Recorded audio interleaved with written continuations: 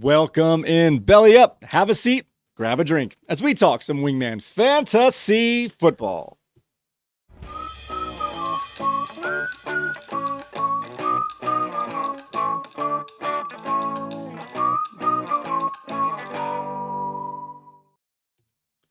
Welcome on into another edition of Wingman Fantasy Football, the League Podcast. I'm your host, Michael Furley, and as always, I'd like to thank all of you, or any of you who may be watching or listening to today's show. This is episode 169. 69. A week for rewind. And it's my great pleasure to welcome back to the bar Mr. Bernie, a.k.a. Team B. I'm Cuban B. Yes, Cuban B. How are you doing today, Bernie? I'm doing all right, Mike. I am in the sun, and I feel as one. Okay, very good. I'm glad you're doing well. That's good to hear. All right, guys, in this show, we're going to start off with some devastating player news. Oh my gosh, this is going to be painful to go through. We'll also recap week number 4 of the Wingman Fantasy Football League. We'll check in on those updated standings, take a gander at our Goose meter, strap in for another Mike Rant. We'll take a glance at some waiver wire targets, and that list is pretty long as well. And we'll play a little game I like to call Please Hold or Time to Go.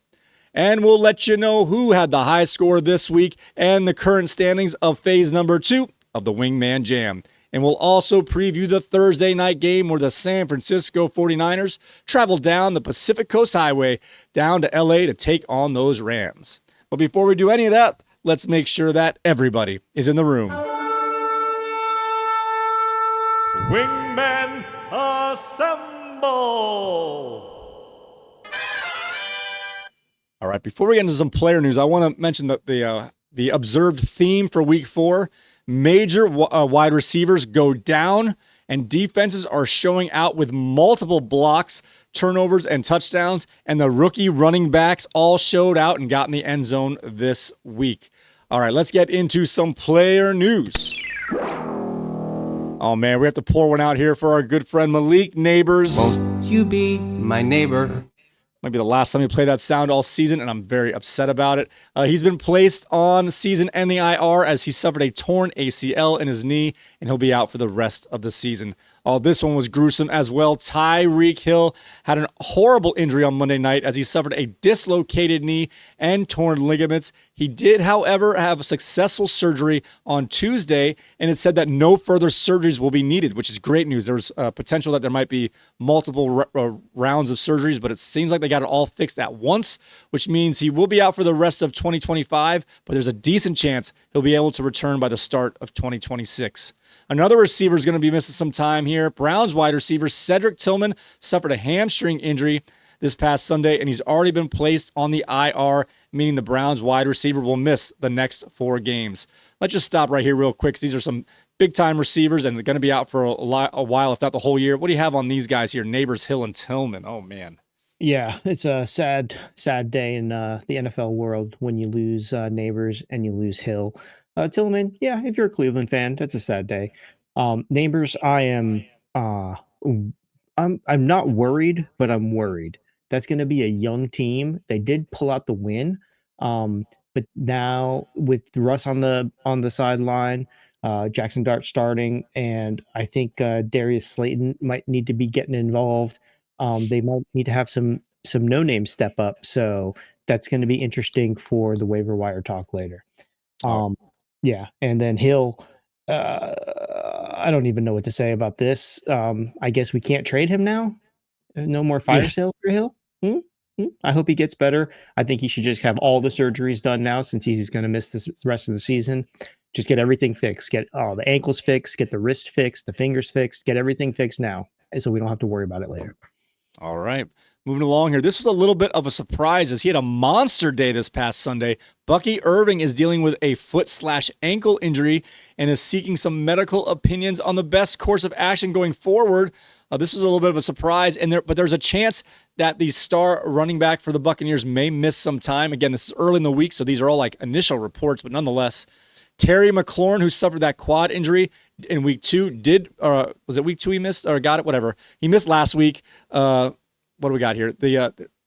The coach said he is trending in the right direction, but the statement was a little vague, and it's hard to glean the availability of the Washington receiver going into week 5. Calvin Ridley was apparently dealing with an undisclosed injury, which is the reason for his limited snaps in week 4. We'll, of course, monitor this situation. All right, what do you have on these guys? Irving, a little bit of a surprise here. He had a monster day. There was no inkling of an injury, but now he might be missing some time. Terry McLaurin might be getting better, but we don't really know. And Calvin, really, is this an excuse or was he really feeling some injury? Yeah, with McLaurin and Ridley, it's I think they're going to be okay. I think McLaurin will probably have a limited role coming into week 5. Ridley, though, roller coaster, just like usual. Bucky Irving's the interesting one here. How much of that Tampa Bay offense is really rooted in the run game? I think they're going to be fine. I think Rashad White can fill into that role, to change a little bit of the schemes, and everything will be okay in Tampa.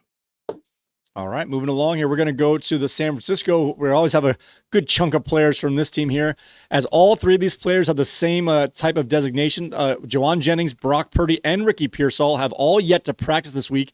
Keep in mind they're playing on Thursday night, so I'm thinking they're getting as much rest and recovery as they can going into that. But nonetheless, they're all listed as questionable, and it's truly might be a game time decision for these guys. I think they're going to play. I think they're just getting as much rest as possible. Let's just stop here real quick with these 49ers. They're all questionable. Do you think they're all going to play, or some will, some won't? What are you thinking here with Jennings, Purdy, and Pearsall? I think 2 out of 3 will play, and I'm not sure which 2 out of the 3. Fair enough. Yeah. I do want to start off with, I'm glad we're only into the week 5 preview, or week 4 rewind, I should say. And you've grouped all the San Francisco injuries together. I love it. Thank you. No, All right, wait. No, in all seriousness, though, start the Rams defense if you have them. This is going to be a really, really tough matchup, which we will get into later. Okay, very good. All right, we got Jaden Daniels is still considered day today. Again, they don't start their practice really officially until Wednesday. So unfortunately, we won't know this until tomorrow after the recording of this show.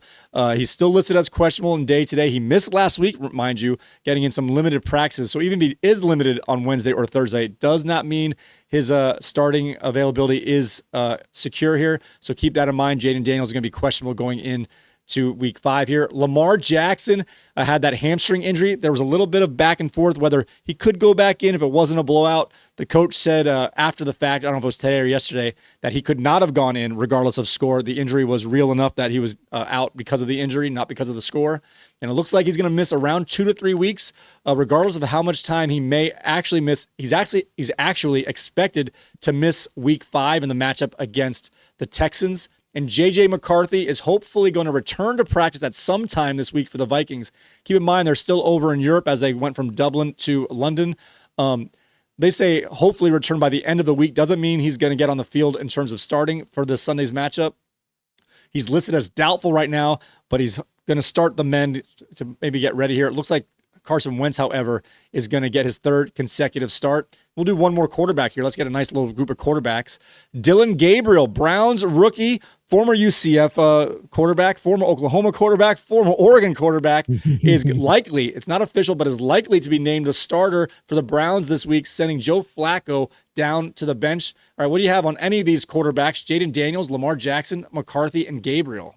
Well, Dillon Gabriel is about to be a former Cleveland quarterback, former NFL quarterback, because that's where they all go to die.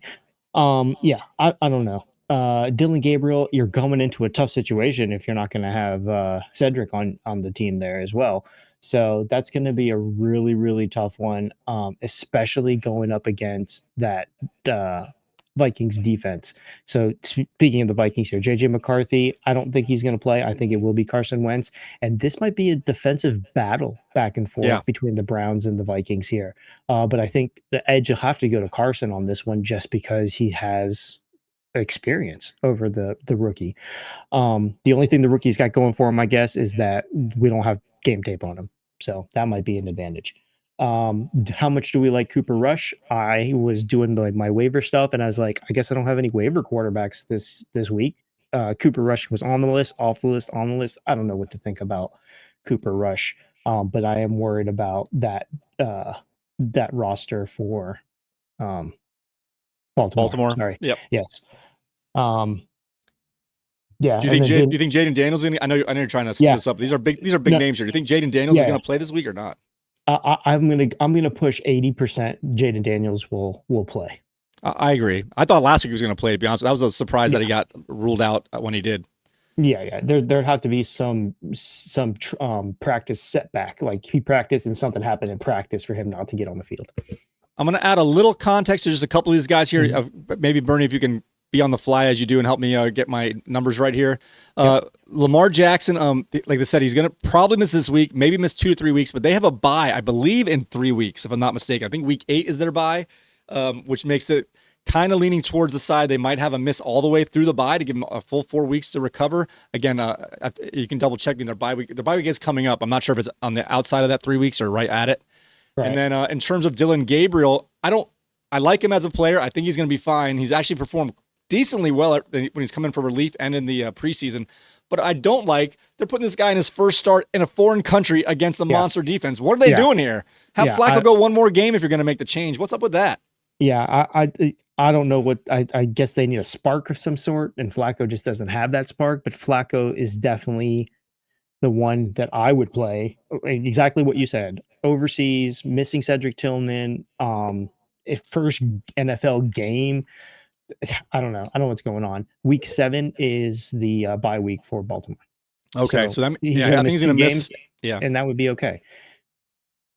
Okay, moving along here. This one, I'm not rooting for injuries, but this one I can't phrase this not sounding like a jerk, but anyway, Braylon Allen is expected to be placed on the IR as he deals with an MCL sprain. If he does in fact land on the IR, he will miss a minimum of 4 games, making the way here for Breece Hall to have a lot more action. Although I did notice in that Monday night game, even after they left, Isaiah Davis got just as many carries as Breece Hall did, and I don't know why, because Breece Hall kept getting chunk plays. They take him out, and then they would fumble or have a penalty. It's very frustrating. I don't know what they're doing there in New York Jets land. I guess if you're an opponent of them, you'll just take their mistakes and say thank you. Trey Benson is actually listed as day-to-day with an undisclosed injury. Once again, their official practices don't start until Wednesday, so these are kind of estimated practices kind of thing, so it's hard to take these all the way to the bank here. But if Benson misses any time, there are reports that instead of giving all the work to Amari DeMercado, who's kind of a third down back, that they might promote or give more time to Michael Carter. So we have a split backfield between DeMercado and Carter. We'll stop right there real quick since at the end of this one page. Braylon Allen, Trey Benson, these are guys that we thought might come in play, especially Trey Benson, but now they're banged up. They might miss some time. We'll see. Yeah. With Braylon Allen, I would be fine with Breece Hall. Be confident with Breece Hall. I don't think you need to worry about Davis taking any substantial snaps out of his pocket. Trey Benson, though, this one is interesting. I think DeMercado is probably the play to go, but I don't think he's a safe play. I think he is too much of a boomer bust. He's not going to give you 0, so you'll have some sort of floor there, but I don't like him going forward as the starter. All right. This is interesting here. I was actually a little surprised. He had a gruesome injury last year. Taysom Hill, guys. Hello. Our favorite tight end, quarterback, running back, receiver is actually expected to have his 21-day practice window opened up this week. He started the season on the PUP list as he had that gruesome knee injury in the latter half of last year.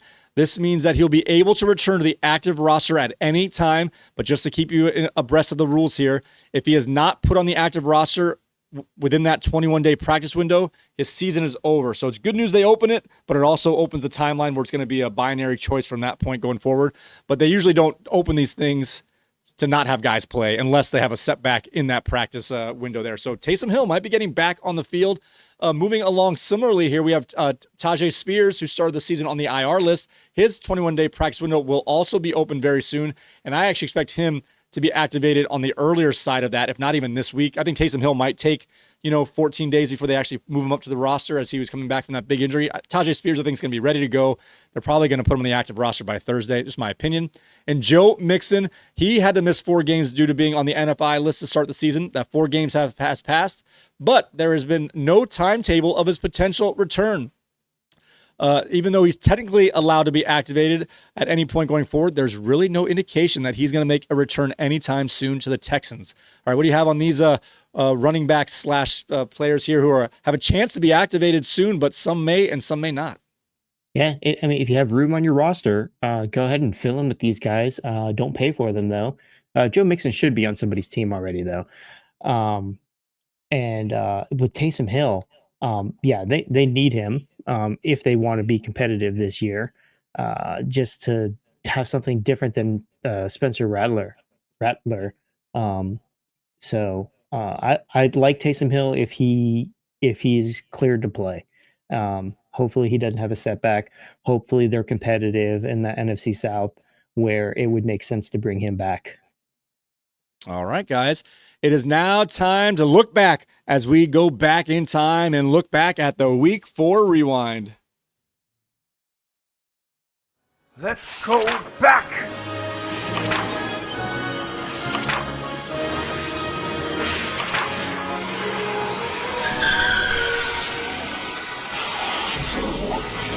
Week 4 Rewind.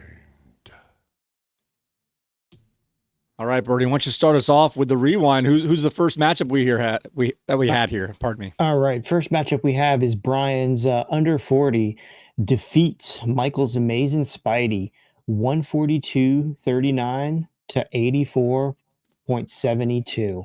How many points did he have? 142.39.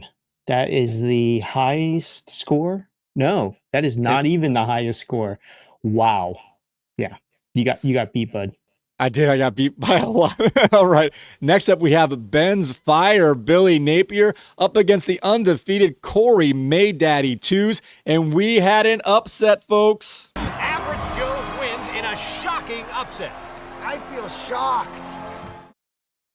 This was Maydaddy 2's first loss of the season as Fire Billy Napier took this one down 98.48 to 84.16.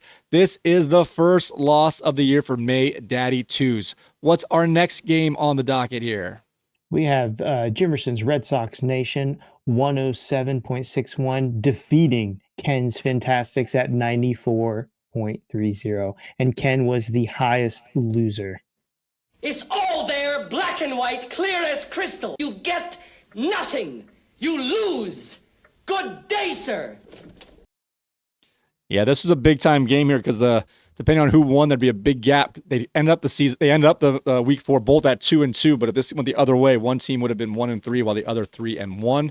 All right, our next game here, we have Katie's King George up against Reggie's Lion Eyes looking for his first win of the season. Unfortunately, you got to stop picking Lion Eyes on these previews, Bernie. You're making it hard on him, as King George took this one down 113.7 to 90.84. Reggie's Lion Eyes for the third straight season is starting off 0-4. You're as cold as ice. All right, now it's time to get into our featured games for this week. Starting off with, I like to do high-profile games. This one I'm calling a low-profile game, as both these teams came into Week 4 at 0-3. We had Paul's Cubit Rage up against Andrew's Crazy Fish, and Paul's Cubit Rage took this one down 105 even to 81.53. Improving Paul's Cubit Rage team to 1-3, while Andrew's Crazy Fish is down in the basement with Lion Eyes at 0-4. This was Cubert's Rage's first win of the season. And unfortunately for Andrew's Crazy Fish, he had the lowest score of the week at 81.53 points. So you're telling me there's a... Nope, wrong button. It's this one. All right, and like we mentioned for Lion Eyes, Crazy Fish has now lost 4 games in a row. You're as cold as ice. All right, let's see what players helped Cubert's Rage take down this win. He went with Carson Wentz, and it was a great play as the streaming play came through. We'll cross the streams. Excuse me, Egon. You said crossing the streams was bad. Carson Wentz in essentially a second half of garbage time, comeback time at 25.2 points. And Christian McCaffrey is chugging along those tracks, as for the 4th straight week, he's a top performer at 23.1 points. And Jordan Addison, his first game back from suspension, had 13.4 points. Welcome back. Oh, and his kicker showed up. He got the Fairbairn stare as Kaimi Fairbairn had 11 points. Care Bears, stare!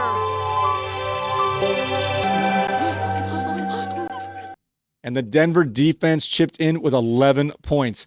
Paul's Cubit Rage had no duds, no one on his bench who could have improved his outcome, and he made it through the week without any major injuries. Now for Andrew's Crazy Fish, let's see who helped him get to the lowest score of the week. He only had one player in the top performer list. That was Drake London, who finally showed out at 21 points. But he did have some big-time players on his bench who actually, depending on combinations here, could have made a difference here. Starting off with Dak Prescott had 30.96 points on the bench. And Woody Marks.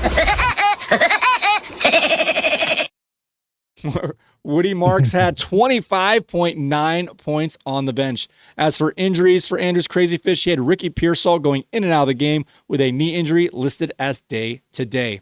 All right, our next game here, you thought I was the biggest blowout loser. I was not. This game was the biggest blowout as Jeff's Always Right took on Alex's. They took our jobs, our defending champ from last year.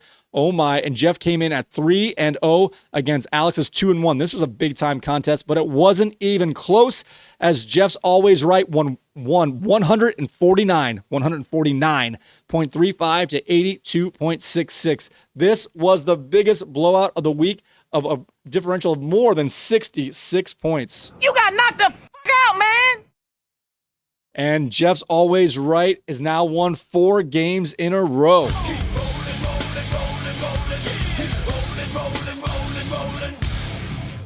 And he also got the highest score, not of just this week, but the entire season.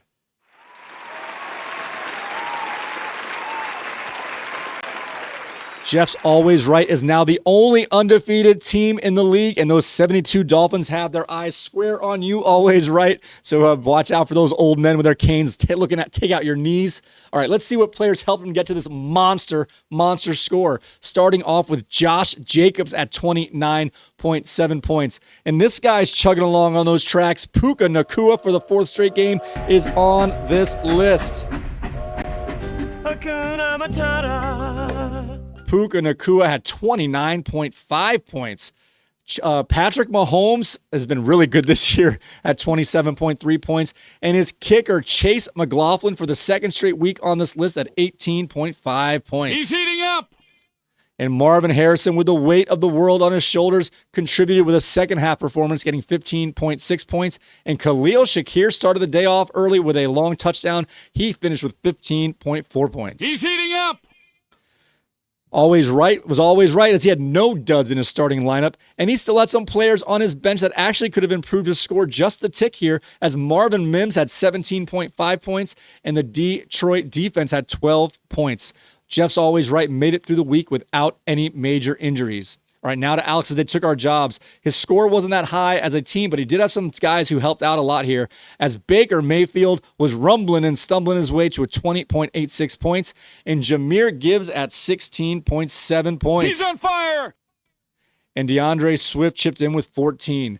He did have 2 duds in his starting lineup, and they were both Raiders, as Jacoby Myers had only 5 points and Trey Tucker at 3.2.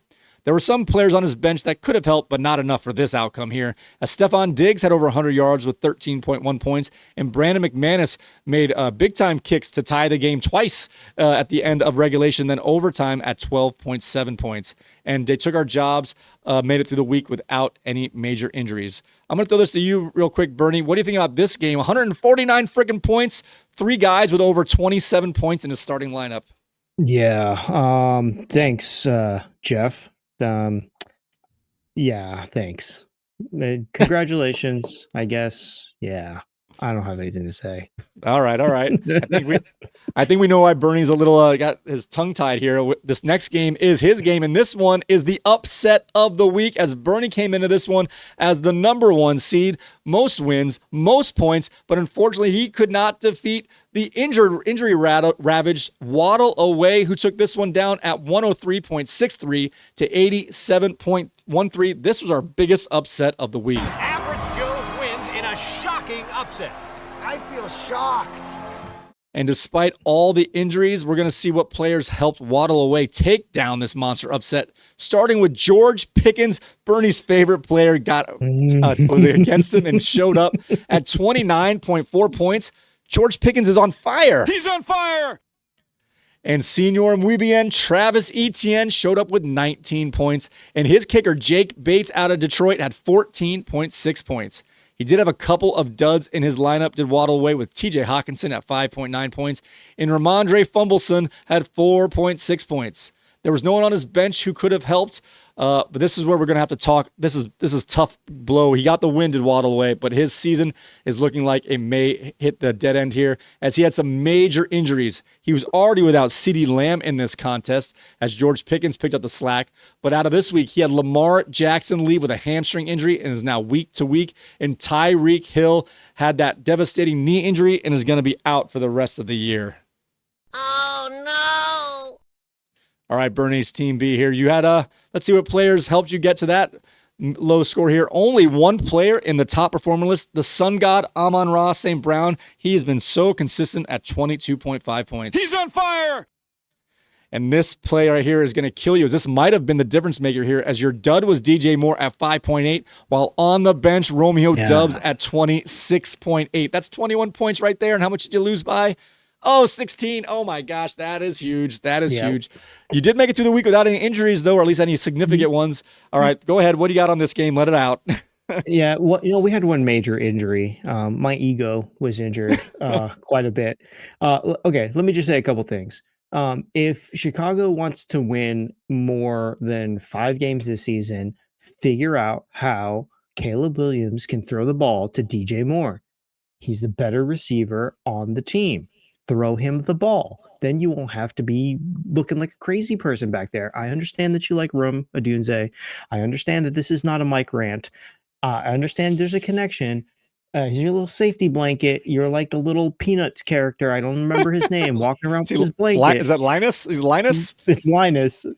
DJ Moore is good. He really is good. So that's all I have to say about that. I made a huge error. I knew I should have started Romeo Doubs. The other error I made was I put in Minnesota defense and Chris Broswell, and they were going head to head, and I shouldn't have done that. It wouldn't have mattered anyway. Good win, Nick. Sorry for the rest of your season. All right. Very good. All right, guys, now that we know all the outcomes for week number 4 here, let's take a look at the updated standings. All right, Bernie, can you read us off the top guys here? Yeah, all right. Current week at the top, we have Always Right. Number 2 spot, Under 40. And the number 3 spot is Team B. Team B fell from 1 to 3. Always Right jumped from 3 to 1. And Under 40 just came out of nowhere. And that's the 2 rookies in this season. These are our 2 new players. This is player number 13 and number 14 that are in the top 2 spots. What's going on, guys? Let's get these guys down at the bottom. Okay, sorry. Down at the bottom, though, we have the same as last week. Crazy Fish is at 13. Lion Eyes is at 14. There are 2 winless teams right now. Amazing Spidey did drop down to the 12th spot. From the 10th spot, which is tough, but it's early still. 1 loss is okay. 2 losses is definitely okay. 4 losses. 1 win is okay. 2 wins is definitely okay. 0 wins though, that's tough. You guys need to be perfect. In Reggie's defense, I think he had neighbors on his team. Yeah. Oh yeah, he did. He lost a big time player there. So just looking at this real quick, now we have we mentioned last week that only winning teams are in the top 7. We have 2 500 teams that would be making the playoffs here. And so there's a 4-way tie for those last 2 spots between 6 and 10. So just to show you that kind of range there. And also, Bernie, you actually have more points than Under 40, but because you are either, I didn't have it memorized, you're either 1-1 in the division, he's 1-0 or something like that. He's ahead, not by points, but by division record as of now. Yeah, as of now. It's early though. I'm not too worried about those 2 guys. From a giant that just fell, all giants will fall. All right. Now it's time to take a gander at our updated Goose-o-meter. I'm just goosing along. All right, guys, we had 2 new Gooses added this week as we had May Daddy 2s with a San Francisco defense. And on Monday night, the Lion-Eyes had the New York Jets defense get 0 points. So now Lion-Eyes is at the top of the Goose-o-meter all by himself, as this is his second Goose of the season. He had one in week 1 with Xavier Worthy and now in week 4 with the New York Jets. So Lion-Eyes, you are just doing everything you can to have the most spectacular season. At least you're getting some awards here on the top of one table here. Good for you. All right, now it is time to get into a Mike Rant. Baby Rant. Karen Rant. Monty.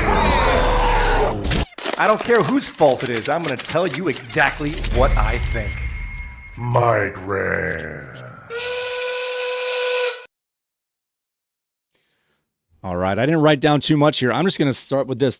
Philadelphia Eagles, it took you only a half a year to be the most hated team in the league. This has nothing to do with you winning the Super Bowl. I was rooting for you last year against the Kansas City Chiefs as they were the most hated team prior to that, but it took them 3 years to get there, and you guys have done it in 3 months. And it's not because of your winning, like I said. It's because of your play style. Your bro coach is spamming the same stupid plays over and over again. And even this year, like last year, you were hitting Barkley a lot, so at least you could be like, well, they're not hitting the receivers, but Barkley's having a record-setting year. Now you're like, you know what? We can win without using any of our best players. Let's not give Barkley the ball. Let's not throw the ball to A.J. Brown. Who's Devontae Smith? Who's that skinny guy over there? Oh, that's right. He's on our team too. Let's get shovel passes to Goddard. That's a good idea. That'll make everybody happy. What are you guys doing? Don't you know people want you guys to do well? You have such good players, and you're not using them.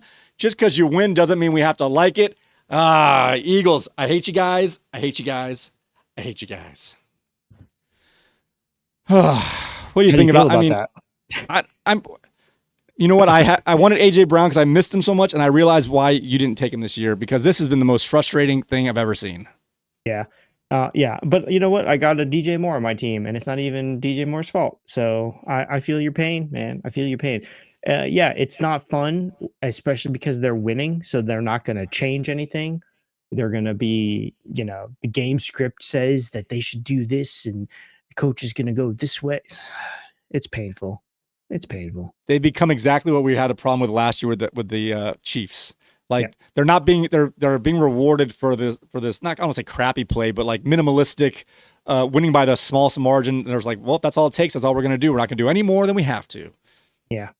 So it is what it is. They're playing the NFL world and we're playing D&D over here. I was going to say, in terms of your, as you were talking about DJ Moore there with a mini rant, I was like, you sound like me last year with Calvin Ridley. I think you just got to let go, man. I think you just got to let go. It's hard. I know.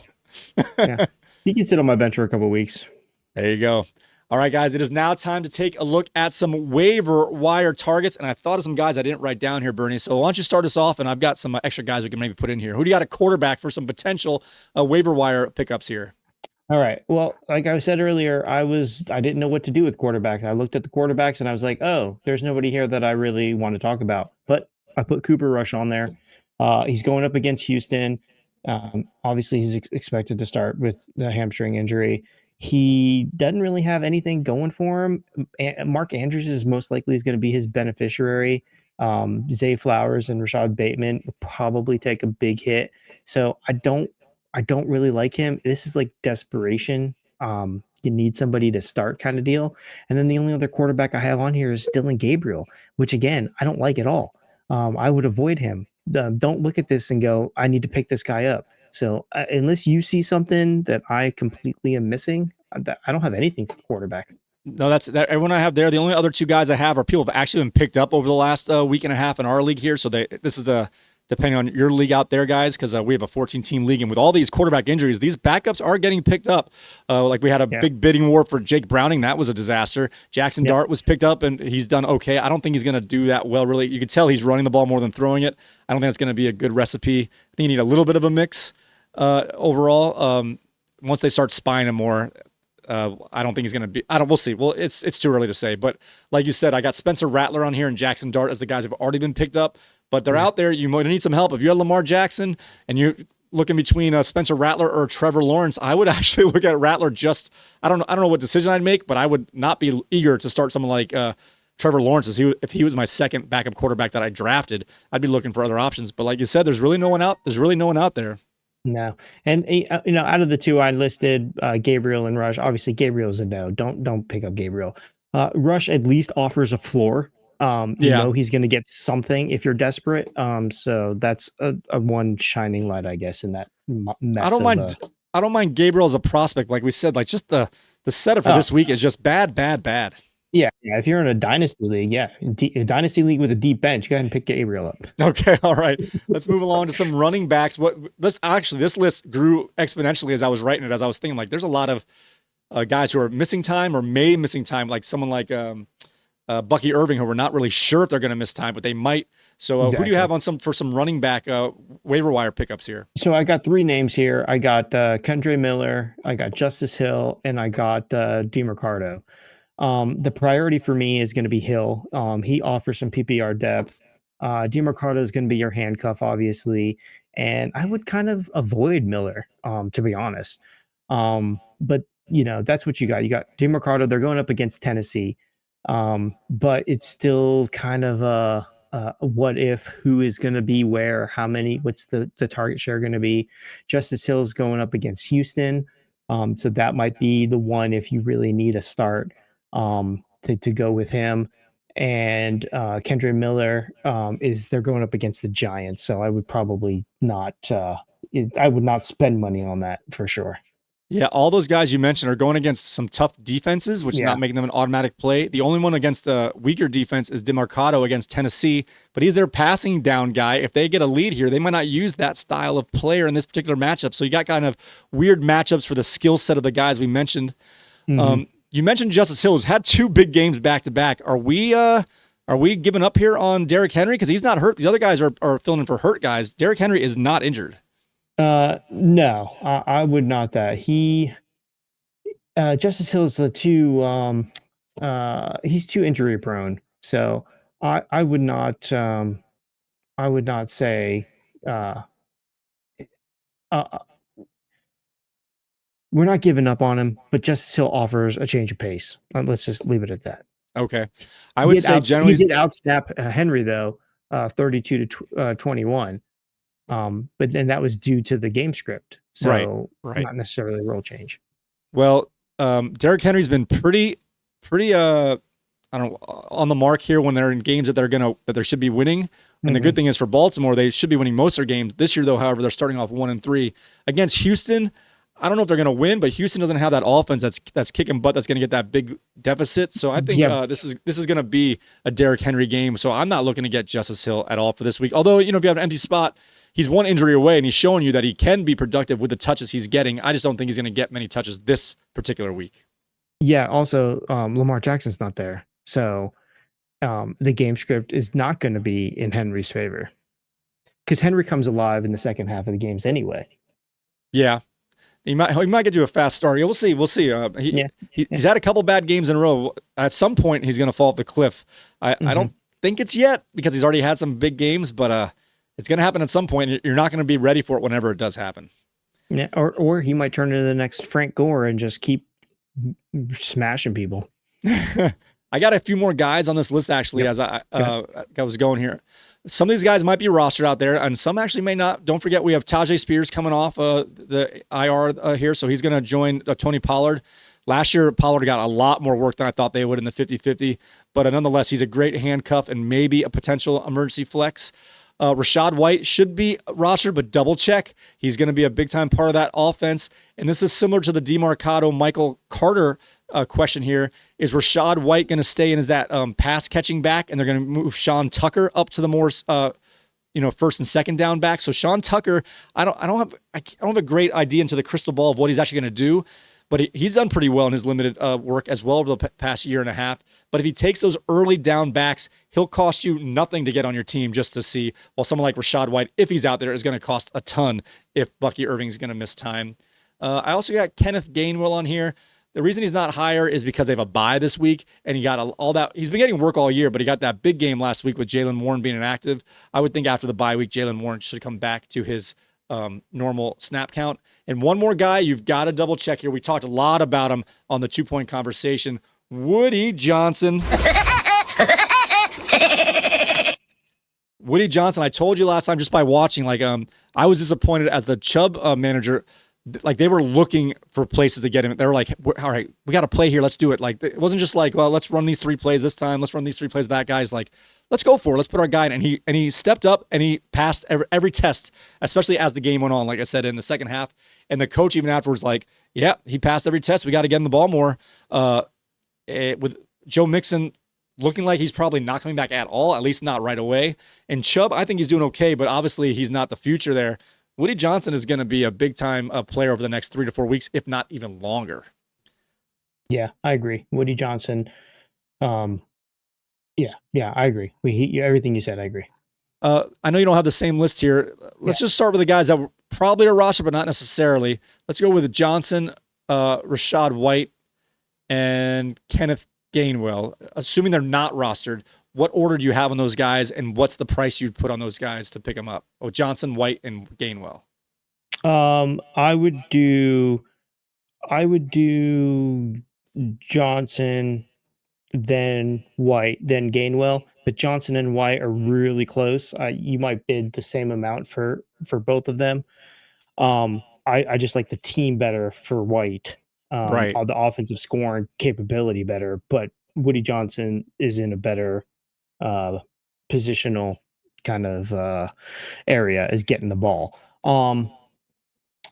Gainwell, I probably would put in a minimum, like a 1 to 5% bid.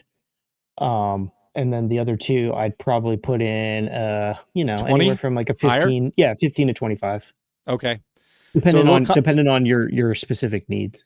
Yeah. So just context here to finish out this thought here. Woody Johnson is not replacing an injured back. Chubb is still there, but his workload is increasing. So he's not, he's sharing the backfield, but he's probably going to have a 50-50 or better. Rachaad White, this all depends on the injury to Bucky Irving.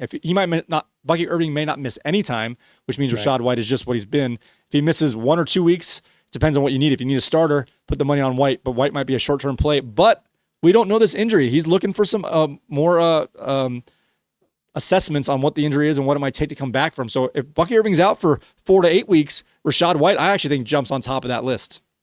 Yeah, I agree. And I also think that if Rachaad White performs, it's one of those things where Baker and Todd Bowles is like, this guy needs to stay in. This guy needs to be getting the first set of snaps here, if he can produce. And you may forget, before Bucky Irving's rookie season last year, the year prior, even though he wasn't super efficient, I forget where he finished, but he was a top 10 running back in terms of I might be off, between 8 and 14, but he was had a good year. Rachaad White did the prior year in terms of fantasy. It wasn't super efficient, but he got a lot of catches and he got in the end zone. So we already know he can do it in a full season with being the premier back on that team. Yeah, for sure. All right, let's move to our receivers. What do you have on some receivers here we're looking at? All right, I'll give you 4 receivers. I got 2 wide receivers and 2 tight ends, just to not leave them feeling lonely. Darius Slayton for the Giants. They're going up against New Orleans. Obviously, we know what happened with Neighbors. So he's going to have immediate volume opportunity here. It's probably better for, standard scoring leagues. 12 plus leagues is probably good for him as well. The other receiver I have on here is Turpin, Cavante Turpin for Dallas. They're going up against the Jets next week. He is more of the return specialist, but Pickens is going to be obviously the clear number one, which means that more attention to him, which could free up Turpin downfield for some big scores. So he doesn't need a ton of catches. He's going to get those downfield big touchdown catches or high yardage catches. And then the other 2 tight ends, Brenton Strange and Darren Waller. What? Who wrote his name on my list? Just because obviously Tyreek's out, they need another pass catcher. Waddle is not the most durable receiver, I would say. He could go out at any time as well for a couple weeks. So Darren Waller kind of is a safety blanket. He doesn't need to get downfield because Tua is not going to throw it downfield. So Darren Waller is possible here. And Brenton Strange, he's Jacksonville, again, another safety blanket. The only issue he has there, though, is he doesn't have any red zone targets, so no real touchdown upside. So I'm not saying you had this guy Mhm. better if you forgot the other guy or not. How would you rate Turpin versus Tolbert for the Dallas Cowboys? I kind of think Tolbert's more of a reliable type of receiver between the two, although again they're very low volume type players. Yeah, Tolbert is probably the true wide receiver too. I just think you get a bigger boom out Yeah. of Turpin, and if you're going to go either one, I'd rather have the bigger boom out of like if I'm not starting George Pickens, then Right. I'd rather have the bigger boom. If you're going to get 1 or 2 catches, let the 1 or 2 catch be a bigger play. I got you. Exactly. All right. I got a couple guys who on here as well. I got Malik Washington. I believe he's rostered in our league, but nonetheless, he's probably out there. I could guess he's probably out there in at least 45% of leagues out there.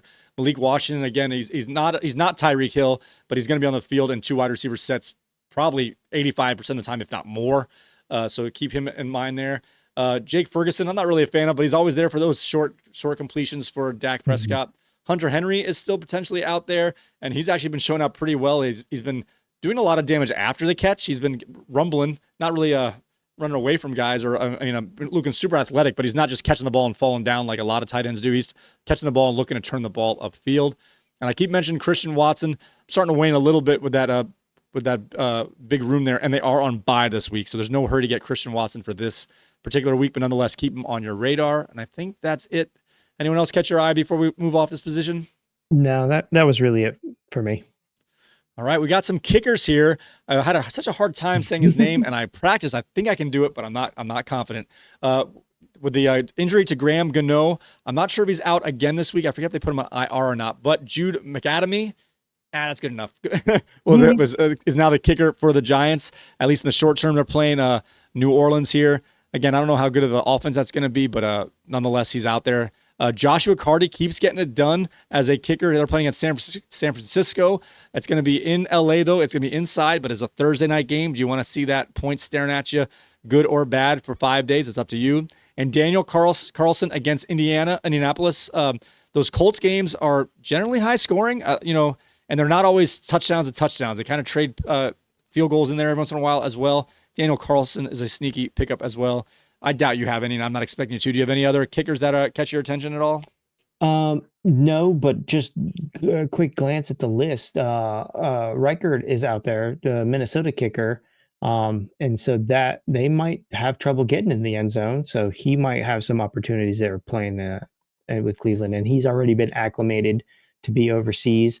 He got 7.9 points last week against the Pittsburgh Steelers. So he might break 10 this week against Cleveland. All right. We got a couple defenses to look for here. I've got, again, they may or may not be available in your league, but got to look. We mentioned last week, Houston was the one we had there. Like, they're probably taken, but if they're out there, go get them. And they were the highest scoring defense last week. Not that was too hard of a pick, but I'm just saying, just double check. I got the Arizona Cardinals up against Tennessee. That's what Houston did. Did Houston play Tennessee last week, right? Or is that Carolina? No, Tennessee. Yeah, Tennessee. Yeah, Tennessee. Yeah.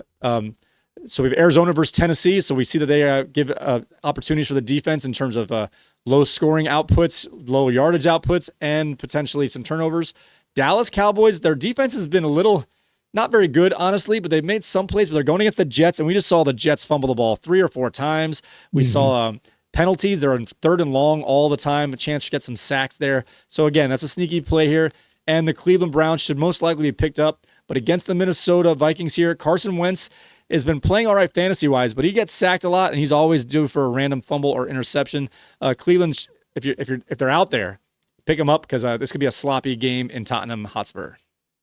Yeah, and I'm going to throw one in there. I'm going to throw Indianapolis's defense in there. They're going up against Las Vegas, and Geno just looked shaken last week. He threw a couple of picks, so Indy's got a chance to maybe get a defensive score, at least one defensive score against Las Vegas. All right, I agree. Good call. All right, now it's time for a little game we like to call Please Hold or Time to Go.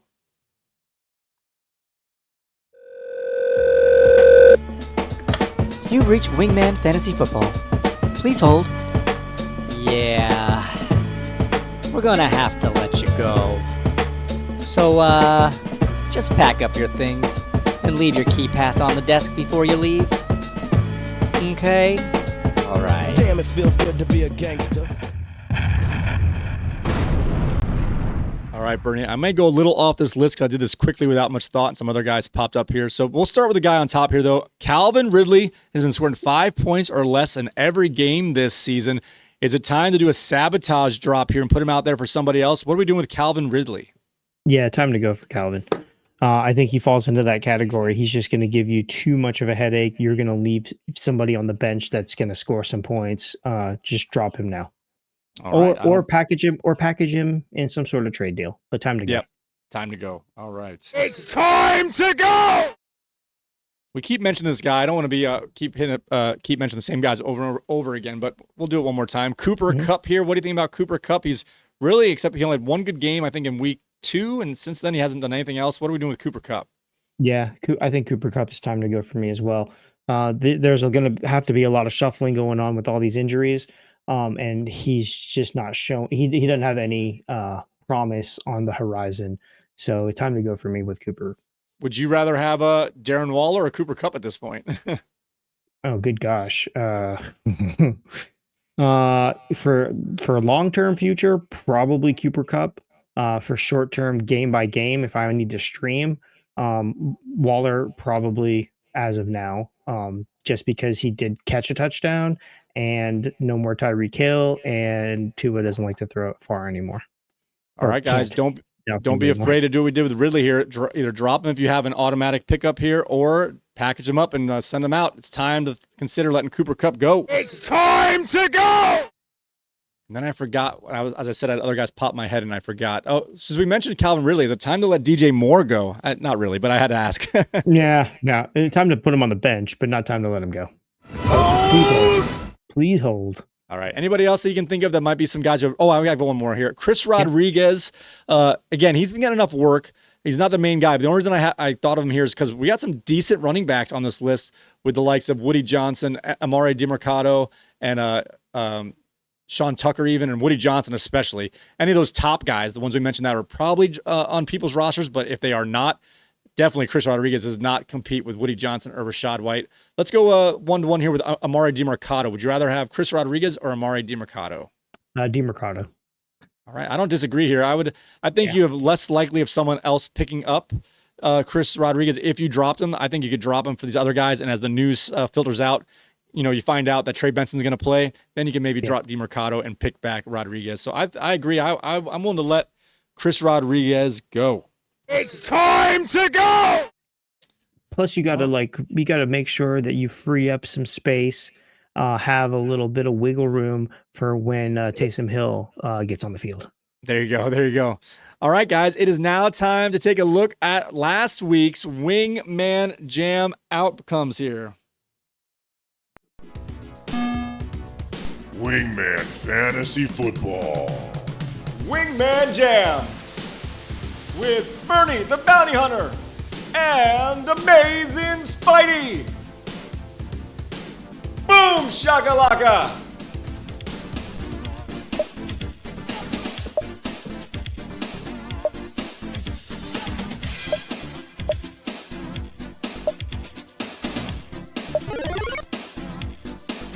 Kansas City Chiefs. Las Vegas Raiders. Just win, baby. The lovers, the dreamers, and me. All right, Bernie, you went with the Chiefs, Patrick Mahomes, and Travis Kelce. I went with Ashton Genty and Geno Smith, and the Raiders came through, or Genty came through at 40.28 points to your 34.6. And Spidey wins this battle. Let's see what our audience members did this week and how they performed. We had Austin going with the Dolphins, getting 32.28 points combined between Tua Tagovailoa and Devon Achane. And our other manager who picked the team this week was Andrew F., who went with, went with the Colts. Had a little bit of a down day with these guys. 14.48 points for Daniel Jones, 12.1 for Jonathan Taylor for 26.58 points. So the standings after week 1 in phase 2 comes out like this.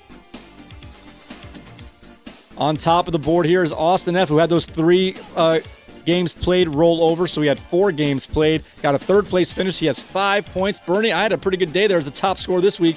So I come in with 4 points. You're right behind with 3. And we have Andrew F. and Ken T tied at the bottom with 1 point. Oh, Andrew picked the right players. They just didn't perform for him. He didn't do bad. He did a good job. Fair enough. Well, he's already got that first seat locked in, so I was actually surprised he picked a team. I thought he'd save some teams for that big matchup later, but I do appreciate him playing. Thank you, Andrew, for joining us once again for the Wingman Jam. Got 2 more weeks to see who's going to challenge you in that Showcase Showdown, so good luck to our players out there. And for you guys out there, it's not too late. Come on and join in. And even if you don't make this Showcase Showdown, your points might roll over for the next time. Get a head start for Phase 3. All right, guys, now we're going to do a quick preview here of our Thursday night game where the San Francisco 49ers are going to travel down to LA to take on the Rams. That game's at 8:15 p.m. The over-under on this game has settled in at 46.5 points. The LA Rams are favored by 6.5 points. So do you think this game's going to go over, under, and who do you pick to win and or cover? Oh, this is a good one. Well, the Rams are going to win. Yeah. I think. What did you say? 5.5? 6.5. It Six went up. and a half. Yeah. Ooh, it went up. That's a big number right there. I think that. Yes. Yeah, I'm just go with my gut. Yes, the Rams will win by a touchdown. I agree. They've had a couple tough games the last 2 weeks. They won this past week and they barely lost to the Eagles. Honestly, I think the Rams are one of your top 3 or 4 teams. I think they've surpassed the Packers now that the Packers have struggled the last 2 weeks, as the Packers are probably that 1, 2, or 3 team, depending on how you look at it. I think the Rams are 2, 3, or 4 at the worst. They're one of the best teams in the league. Yeah. There's a couple of things about the Rams, a couple of stats here. The Rams have won 3 straight matchups against the 49ers. So they're 8-2 at the moment in their last 10 games. But Sean McVay has short week dominance. So I looked this up here. The Rams are 8-1-1 when playing on 4 or fewer days rest under McVay, winning by an average of 7 points. There you go. Good numbers to back up our claims here. And like at least I mentioned, I don't know how much you agreed with me or not. I don't think San Francisco is very good. They play They're playing a very ugly game. They're lucky to get 18 to 20 points. So I think this is going to be like a 21 to 13 type of game kind of thing. Yeah, I never like to bet the under, but this might be one of those games just because the 49ers aren't going to score. And I don't see McVay the type to run up the score. Like, he's not going to make it 52 to 10 or anything like that.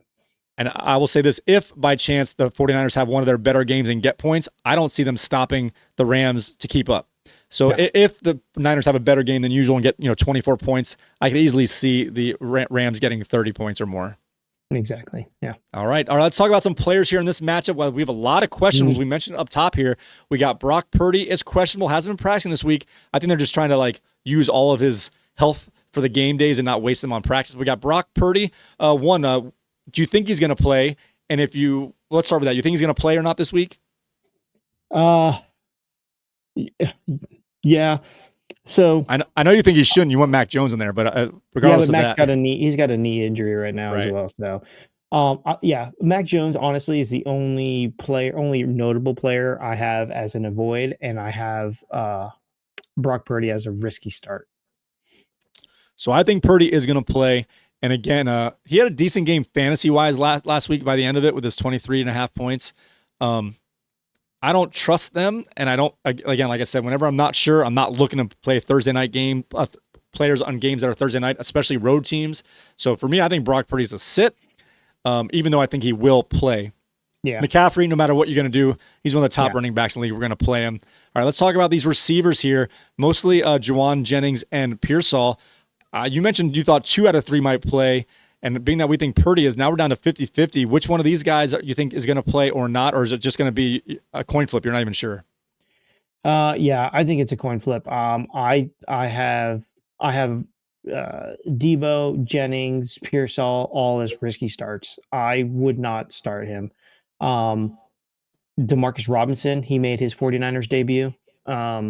So after his 3-game suspension, he had 1 catch for 20 yards, but he was there for 38% of the snaps. So I think the whole San Francisco offense is like I don't want to start them, especially against the Rams defense, especially on a short week.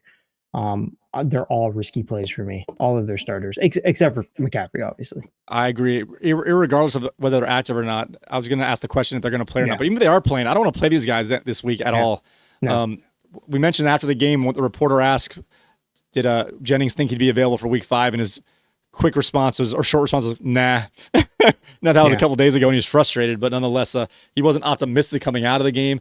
Pearsall looked like he was trying to get ready to come back in, jogging the sideline, riding that stationary bike, but he didn't get back in. So being that he was really wanted to and trying and he didn't, there's got to be something there. I think there's a decent chance neither of these guys play, and even if they do, I don't want them in my fantasy lineup at all.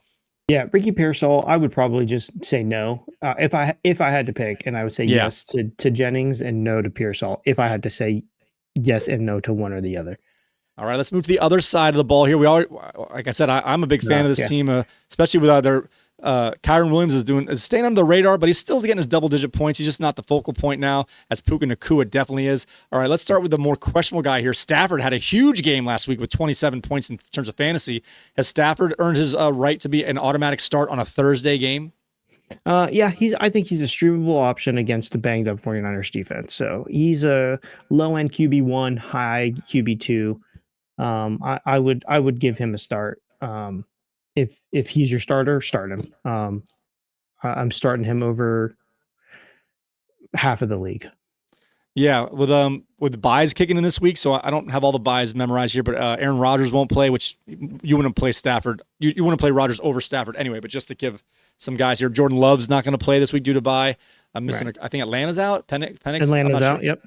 And I forget the fourth one. I didn't have memorized, but nonetheless, these are guys you would maybe consider. But there's 4 starters that are not going to play because of bye.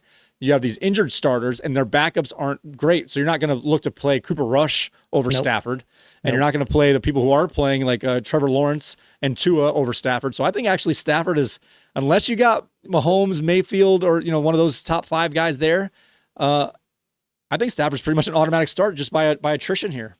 Yeah, I think so. I wouldn't have any problem with that. So he's good. All right, Kyron Williams, like I said, he's been good but not great. Are we looking for other options, or are we just going to stick with Kyron Williams? No, I think he's got a strong floor play this game, so he's a mid-tier RB1 for me. I would start him. I would start him with confidence. You think it's time to finally release the Kyron? Release the Kraken. Yeah. All right. Puka Nacua, no doubt about it. Best receiver in NFL, in my opinion. Devontae Adams, I think he's pretty obvious. You're probably going to start him here, but he's in that, that 18, 12 to 20 range, depending on matchups here. He was banged up in terms of practice last week. I didn't see any snap count problems for him last week. He had a decent game on the field. Definitely Nacua dominated the targets, but even the ones Adams got, he scored a touchdown again. So is Adams someone you're going to think about, or is he don't even think about it, put him in? No, I'm thinking about him. Just because this is going to be, I think, a one-sided game. If Stafford and Nacua get out early doing their thing, then Kyron Williams is going to own the second half. I think so too. Yeah, so I'm not confident in starting Devontae Adams if I have better options. Obviously. Right. So he's a back end 2 flex kind of thing. Yeah, he's probably going to start with the bye weeks, but if you've got 3 other guys that you're kind of shuffling there, consider it. Exactly. And then Tutu Atwell had that big catch last week. We can't with confidence put him in a lineup on a Thursday night, can we? No, again, not with this team. Okay. They're not gonna need him. He might get like 1 or 2 down the field, but I don't think they need to do that. I think whenever we have questions, whether it's 50-50 or even 70-30 with Adams, that means it's a no for Tutu. If we're 100% Adams, then we can get to 30% Tutu. But if we're not any higher than 70% on Adams, I think Tutu's a sit. Mm-hmm. Yeah. All right, guys. So we reviewed our Thursday night game tonight, obviously, here. Let us know what games you want us to go over on our next show. We're going to pick our 3 featured games, and we're going to let the audience decide what we're going to go through there. So don't be afraid to leave a comment on this video here and let us know what matchups you want us to go over on our next show. With that being said, guys, I want to thank you all so much for watching us for another episode of Wingman Fantasy Football, the League podcast. You can find our audio feeds on podcasting platforms such as Apple Podcasts, Spotify, TuneIn Radio, YouTube Music, Amazon Music, iHeartRadio, and the Odyssey app. Please rate us on those platforms and let us know how we're doing so we can improve together. And if you want to see our beautiful faces, our glitchy graphics, and everything in between, you can go to our YouTube channel at wingmanfantasyfootball.com/YouTube. When you head over there, guys, do me the favor, hit that like button, subscribe, hit the notification bell, leave a comment on which game you want us to go over in our next preview show, and also put in any other comments you want, and we'll get you in our next mailbag segment. With that being said, guys, thanks again for joining us. May your glasses be full, your mugs stay frosty. And all in all is all we are. I was going to say another brick in the wall, but that's, I think I mixed stuff up. I suck. All right, good night, guys.